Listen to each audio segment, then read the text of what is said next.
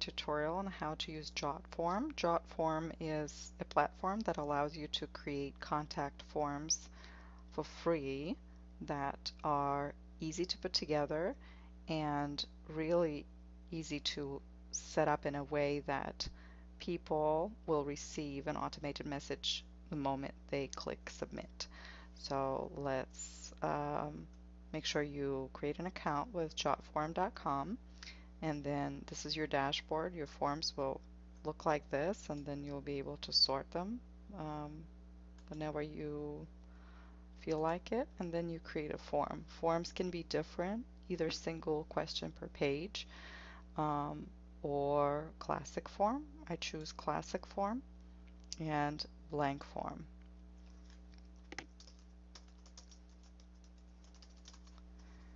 So you create a form, and after the form is created, you can make it look the way you want it to. It can be just white against white background.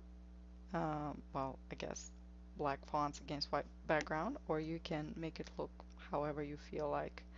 So here is the header that you can change. Uh,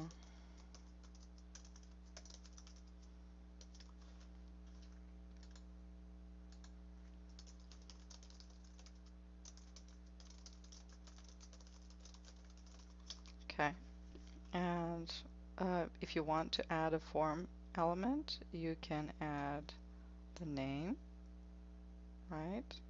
You can add the email address. You can add short-term questions, short text entry as a question. And a long entry.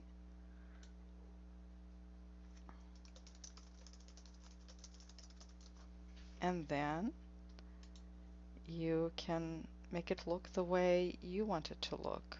For instance, you want the color of the page to be your brand color, and so you add it. Okay, this is not my brand color. Yay, that's right. And that's what you want it to look like. Then you can add your logo. You can either upload the file or find it in the archive, which I do have one in the archive, and I can put it either in the center or maybe right. And then you can also choose a specific font. Let's say you don't like this font, you can choose a different one,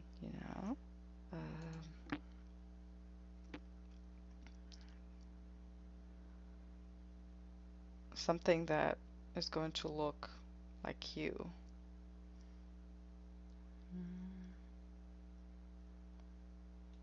Okay, I'm just going to put this one, although it's not exactly my my font, but you get the idea. And then you can change the button style. So here you have submit, but you can create in a different way. Maybe you want it to be like this, all right?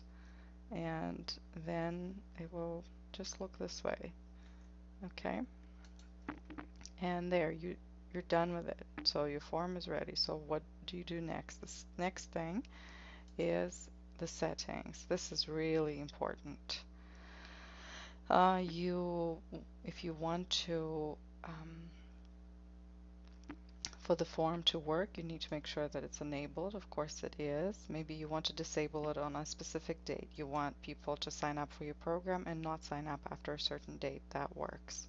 Then, okay, conditions is too complicated, so I'll skip that step. And I just want you to be able to create notifications. So notifications will be sent to you whenever somebody signs up, which is a good idea. And you can decide how you want to, what you want to do. Maybe you want to call this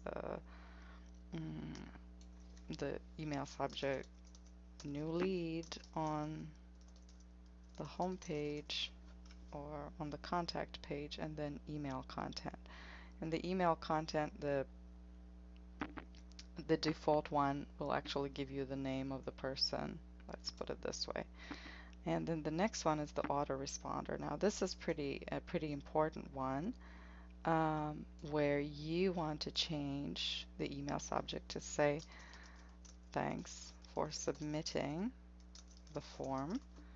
And then here you can really send them the copy of this page if you want to, or you can just delete it and say, um,